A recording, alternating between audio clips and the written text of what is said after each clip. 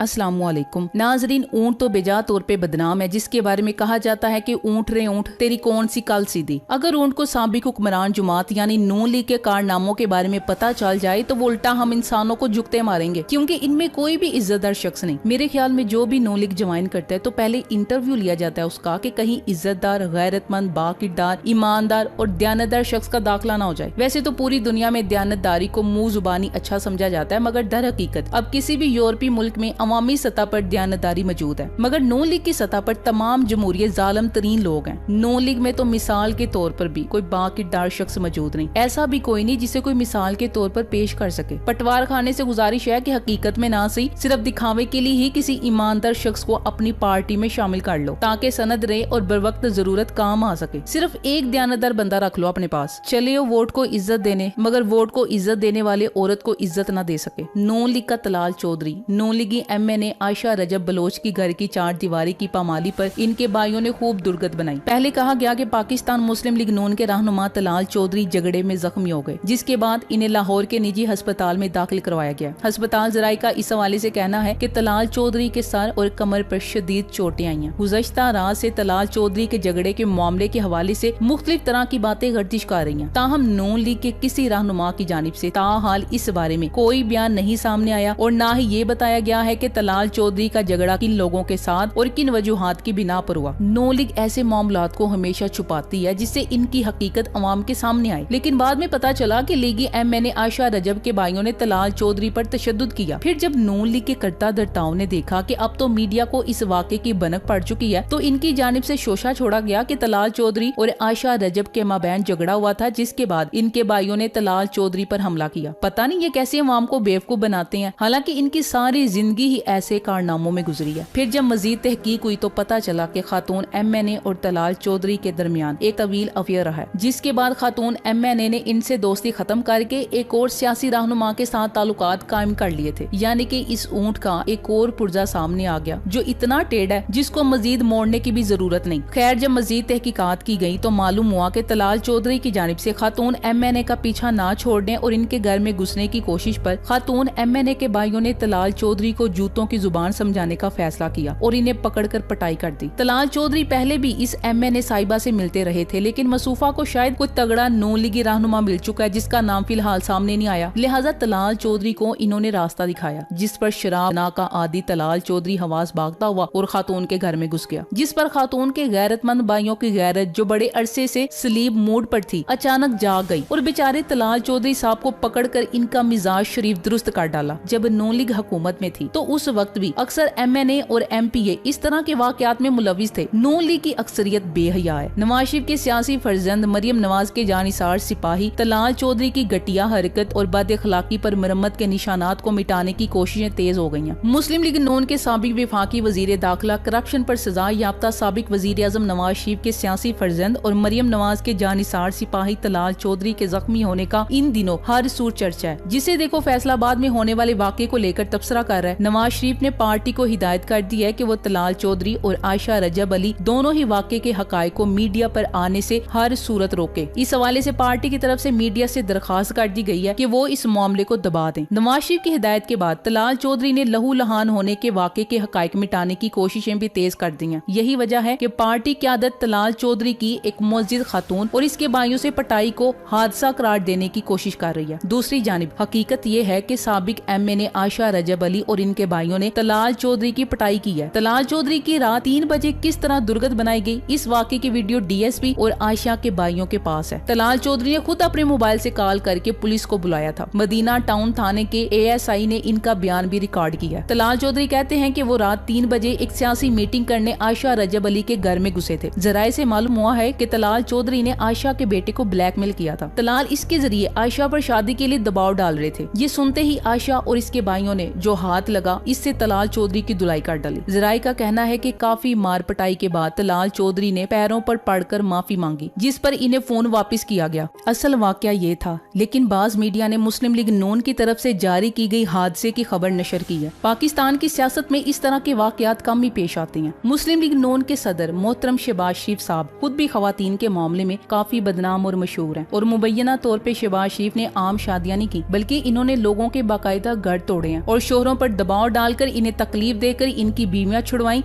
और फिर शादियां की हैं। इन्होंने एक खातून एंकर से शादी की जो जी के नाम से एक्सप्रेस चैनल पर आया करती थी। और जब मरियम नवाज साहिबा ने ये बयान दिया कि नवाज शरीफ का कोई नुमाइंदा जनरल बाजवा से नहीं मिला, तो जी साहिबा ने मरियम नवाज के साथ ट्विटर पर काफी तल्ख कलामी भी की। वो शहबाज शरीफ के बंगले में रह चुकी हैं और इनकी फ्रंट मैन भी बनी हुई हैं। हमजा शहबाज समेत मियां शहबाज शरीफ और मियां नवाज शरीफ के औरतों के साथ माशकों, शादियों, बारातों और वलीमों की दास्तान बड़ी लंबी है, क्योंकि ये एक रंगीला खानदान है। एक बार राना सनाउल्लाह ने इस खानदान की खवातीन के बारे में चंद हकाइक एक जलसे में बयान की थी, जिससे आप सब वाकिफ हैं। लेकिन कमाल की बात यह है कि इसी बयान की वजह से जब इन्हें पीपल्स पार्टी से खारिज किया गया तो नो लीग ने इन्हें अपनी पार्टी में वेलकम किया। और मरियम नवाज बारहा कह चुकी है कि राना सनाउल्लाह एक सच्चा और बहादुर आदमी है, कभी झूठ नहीं बोलता, लिहाजा मैं इस मामले पर मजीद बात नहीं करूंगी। खैर, मियां हमजा शहबाज शरीफ आशा ओहद से शादी से पहले कुरान मजीद पर हाथ रखकर बार बार कसम उठाते रहे और यकीन दहानी करवाते रहे कि वो शादी के बाद आशा ओहद को नहीं छोड़ेंगे। शादी के कुछ ही अरसे बाद मियां हमजा शहबाज शरीफ ने अपनी बीवी से इख्तलाफात के बाद आशा ओहद पर अगवा का एक झूठा मुकदमा दर्ज करवाया, जिसके नतीजे में आशा ओहद को लाहौर पुलिस ने गिरफ्तार करके एक उकूबत खाने में कैद कर दिया, जहां आशा ओहद पर बदतरीन जिस्मानी तशद्दुद किया गया। वैशी शक्लों वाले दरिंदा सिफत पुलिस एहलकार आशा ओहद पर तशद्दुद करते रहे और इसकी चीखें टेलीफोन पर राना सनाउल्लाह को सुनाते रहे। आशा ओहद के साथ हमजा शहबाज शरीफ के ताल्लुकात खराब होने के बाद मियां नवाज शरीफ, मियां शहबाज शरीफ, मोहतरमा कुलसूम नवाज और मरियम नवाज भी आशा ओहद से मुसलसल राब्ते में रहे और बार बार आशा ओहद को यकीन दिलाते रहे कि वो इनके खानदान की बहू है, वो हमजा शहबाज को समझाएंगे और इसे इंसाफ दिलाएंगे। मगर ये सारी तसल्लियां झूठ का पलंदा साबित हुई। किताब में जिस्मानी इज़ा रसानियों समेत जिनसी हवस की बदतरीन मिसालें कायम की गई हैं। मियां हमजा शहबाज शरीफ के मजालम के साथ साथ मियां नवाज शरीफ, मियां शहबाज शरीफ के माशके और गैर औरतों के साथ इश्क व मस्ती की दास्तानें भी जुबान ज़दे आम रही हैं कि किस तरह मियां शहबाज शरीफ की कुल बीवियों की तादाद 10 हो गई है। हमजा शहबाज शरीफ ने कागजात नामजदगी में जिन 2 बीवियों का एतराफ किया, इनमें डॉक्टर राबिया को तलाक दे चुके थे और तलाक गैर मौसर करवाने के लिए एक आलिम दीन से फतवा भी लेने गए थे। खैर, बात हो रही थी शरीफ फैमिली के गुलाम तलाल चौधरी के मुतालिक। तलाल चौधरी जब नून लीगी दौर में वजीर मुमलिकत बराए दाखिला थे तो अदालत में इनसे जड़ावाला में सिक्योरिटी और पुलिस की जानिब से मुजरिमाना गफलत पर इस्तफसार किया गया। जड़ावाला में 10 दिन के अंदर 3 मासूम बच्चियों को ज्यादती के बाद कत्ल किया गया। इससे कबल एक तालबा भी इसी किस्म के जुर्म की बेड़ चढ़ी थी, जिस पर अदालत ने इनसे पूछा कि क्या आप बताएंगे कि इलियट डॉल्फिन और दीगर फोर्सेस कहाँ हैं? मगर वो कैसे जवाब देते कि ये फोर्सेस तो नून लीगी रहनुमाओं और इनकी फैमिलीज की सिक्योरिटी पर मामूर थी। इसी तलाल चौधरी ने पनामा केस में पेशियों के मौका पर शरीफ खानदान के प्रोटोकॉल और सिक्योरिटी पर अवाम के पैसे से 21.8 करोड़ रुपए खर्च किए गए। वजीर मुमलिकत बराए दाखिला होने के नाते इनसे ज्यादा कौन जान सकता है कि नैब में शरीफ खानदान की पेशियों पर कितने अखराजात आए थे। पंजाब हुकूमत की जानिब से 2017 तक 2018 के माली साल में पंजाब पुलिस को 95.597 अरब को बजट दिया गया। दस्तयाब हकाइक के मुताबिक इसी साल में पंजाब में जराइम की शरह में वाज़िया इजाफा हुआ। तलाल चौधरी के अपने हल्के में बच्चियों के साथ ज्यादती और इनके कत्ल हो रहे थे, जबकि चौधरी साहब एक नाअहल वजीर आजम की बेटी की खिदमत में हमा वक्त मसरूफ रहते थे। एक ऐसी शख्सियत जिनके पास कोई अवामी ओहदा भी नहीं था, इनके ऊपर नाजायज तौर पर टैक्स दहिंदगान का पैसा खर्च किया जा रहा था। ये वही तलाल चौधरी है जिसने काफ लीग के दौर में चौधरी साहिबान की गाड़ियों के आगे बंगड़े डाले और हमेशा शरीफ फैमिली के बारे में गलीज जुबान इस्तेमाल करता रहा। लेकिन जब शरीफों ने इस बंदे की जहालत और बेशर्मी की इंतहा देखी तो इसे नो लीग में आला मकाम अता किया गया, क्योंकि शरीफों को ऐसे ही बेशर्मों की शदीद जरूरत होती है। कुछ अर्सा कबल मैंने एक वीडियो में समिया चौधरी का वाकया आपकी खिदमत में अर्ज किया था कि किस तरह नो लीगी एमए ने इसे अपनी हवस का निशाना बनाता रहा और बिल आखिर इसे कत्ल किया गया और नो लीग ने इस वाकये को दबा दिया था। अब भी मुझे यकीन है कि आशा रजब को भी इसी खिदमत के अविस नो लीग में एमएनए की सीट मिली होगी। अब बाकी खवातीन के तौरो अतवार भी देख लें जो हर वक्त नो लीग रहनुमाओं के आगे पीछे फिरती रहती हैं, तो इनके क्या करतूत होंगे आप खुद अंदाजा लगा सकते हैं।